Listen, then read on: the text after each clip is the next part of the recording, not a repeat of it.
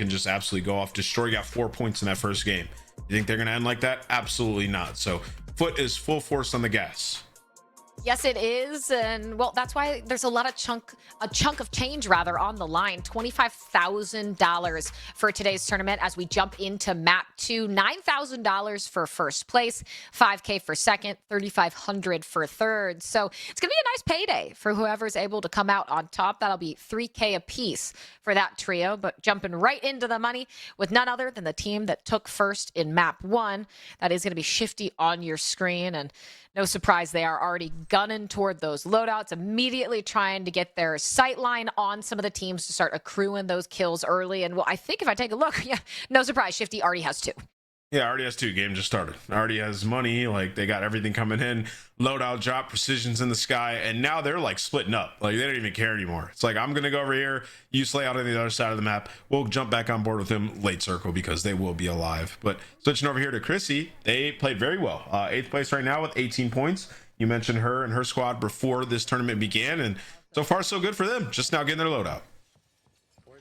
Yeah, and as long as you can start getting some of those eliminations, get yourself set up, that economy is so important, not only at this point in the game, but if you are forward thinking enough to have not only the plates and yes, the utility you need, but the money toward the latter point in these games to get to one of those buy stations, that can really make or break a team's final placement. Because oftentimes you're going to see a team that maybe all 3 are alive, but they have no plates, they have no utility, they don't have any tax, lethals, anything to work with, and they end up falling apart because of it.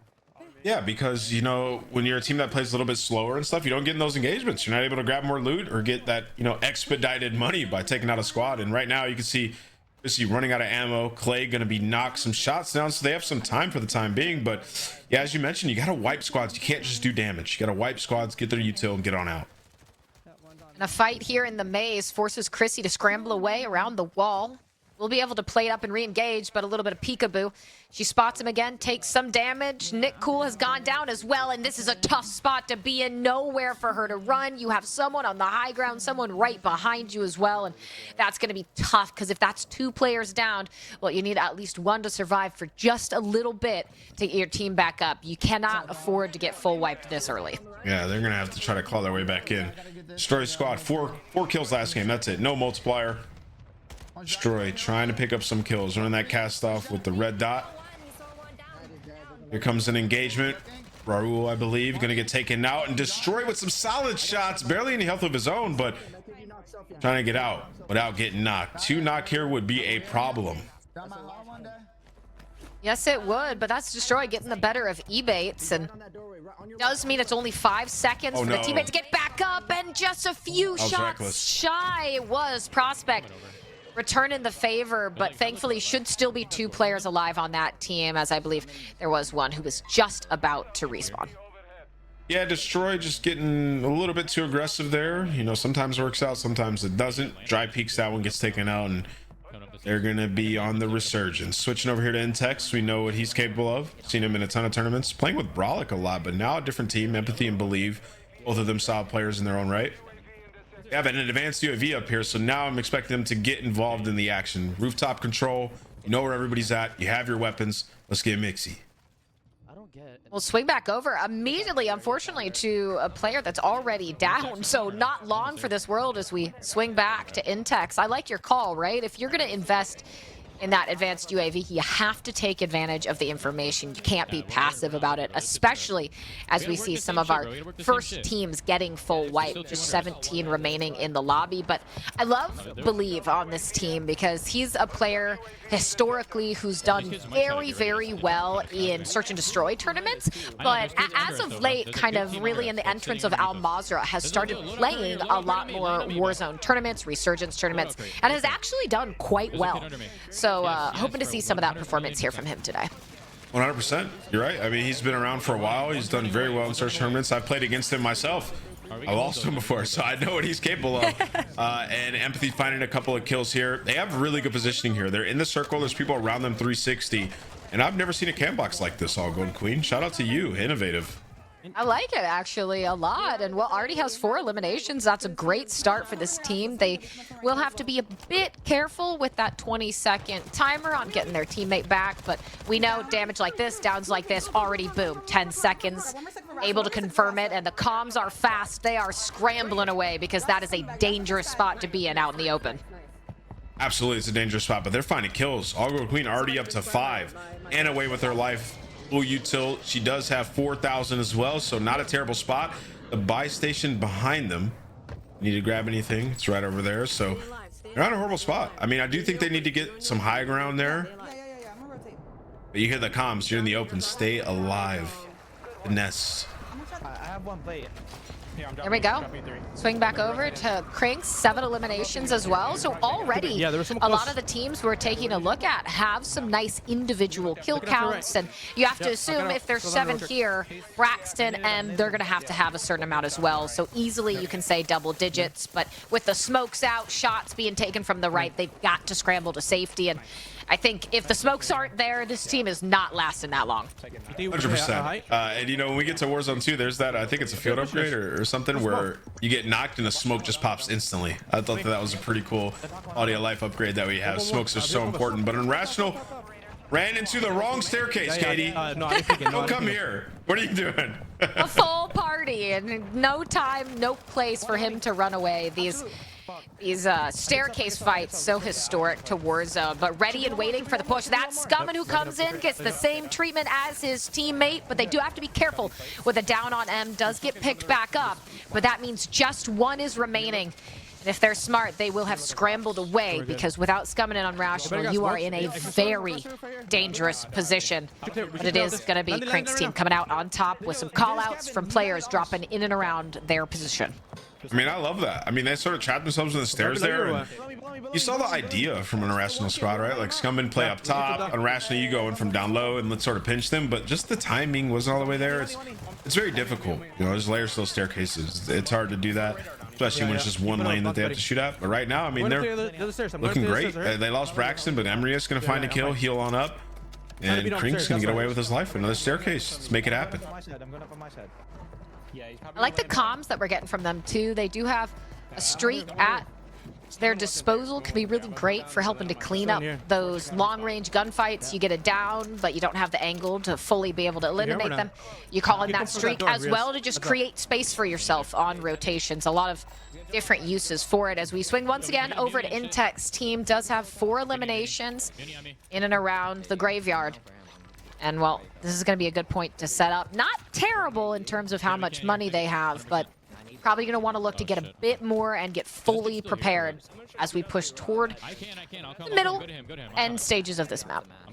Yeah, you know, they're in the graveyard. We talked about how crazy it can get here. They do have an advantage. Everybody has to rotate in just northeast of them. So just going to hold that rooftop, try to get some kills. Switch on over here to Noobs. He's sitting on 5. Looks like they're sort of resetting, getting a loadout coming in. Gorgo, a player that we mentioned, headed into this tournament. He has played this map more than anybody. I'd wager a decent amount of coin on that. See if they're able to rally together a good game, getting towards the late stages here. What I'm curious, are they not in a fairly similar location to Intech's team? I was going to say, it seems like they might be in a similar spot, but it's actually, there we go, yeah, Destroy now in the mix. Knight going to be in a bit of trouble. Downs being traded, and Noobs caught out in the open, trying to scramble away into the smoke. A clutch buy and gets out with his life. That is why Noobs is one of the best in the business for plays just like that. Somebody had the windy right there. They might have lost auto aim in the smoke, but Noob's able to finesse his way out of there as Destroy's team claims this church. Bought a UAV, able to get that buy off. Can he get back with his life? He does. And now they can take over, Katie. Yeah, take a look at least 3 other teams in the immediate surrounding area that are going to get funneled into their position based on the storm pushing them in, and it's about 25 seconds, especially with disabled resurgence. This is where it matters most, trying to pick some out of the sky, but you got to be careful. Getting hit from the right allows him, Destroy, forced to back off, right? You can't focus on picking those players out of the sky if someone is shooting you from the opening of that church, and they know that they are not in a safe position. Katie, do you hear? This sounds terrifying. You hear all the footsteps in around the building? Oh, yeah. Like, yeah, right here, you gotta just hold.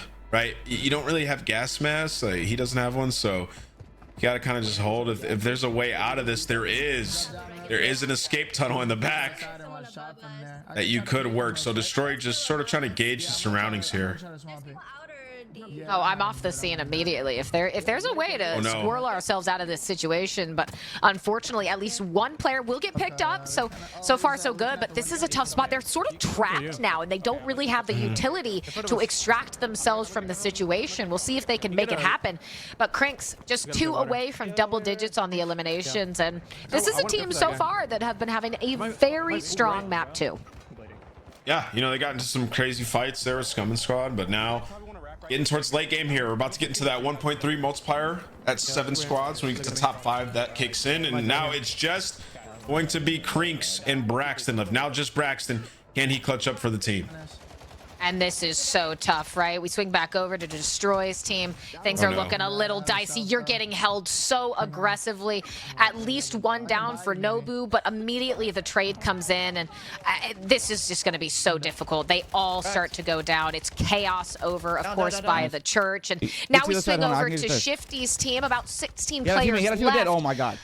And no surprise here for them. Not 14 kills just yet, but still looking strong. And of course, all of them with money, with utility, alive and well. And Almond, we'll see you later. Yeah.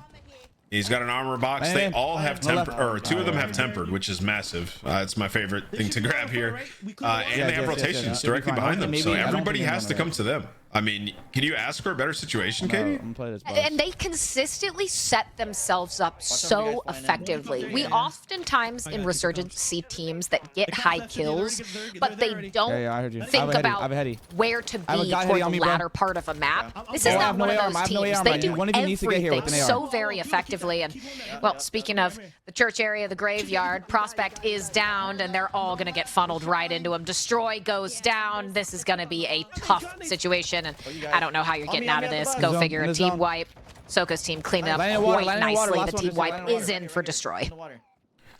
Team wipe is in. Like you mentioned, Shifty Squad still alive. It's a one-on-one fight here. The solo is dead, and Shifty's team again. What is that? A 30 bomb in game number 2? They are running away with this one, Katie. This is ridiculous. I mean, I think how many did they have? What, 3 or 5 less kills than map 1, I believe. Still, 30 plus is outrageous for them, and you get such a dominant map 1 and map 2. As long as you don't choke for the rest of the 6 maps, it's going to be pretty hard to overcome that. I mean, I need the rest of these teams to turn up. All right, like Shifty's team is getting away with too much right now. It's a testament to how good these guys have been, man. Over the last couple of months, they've just been taking over. They have good chem, and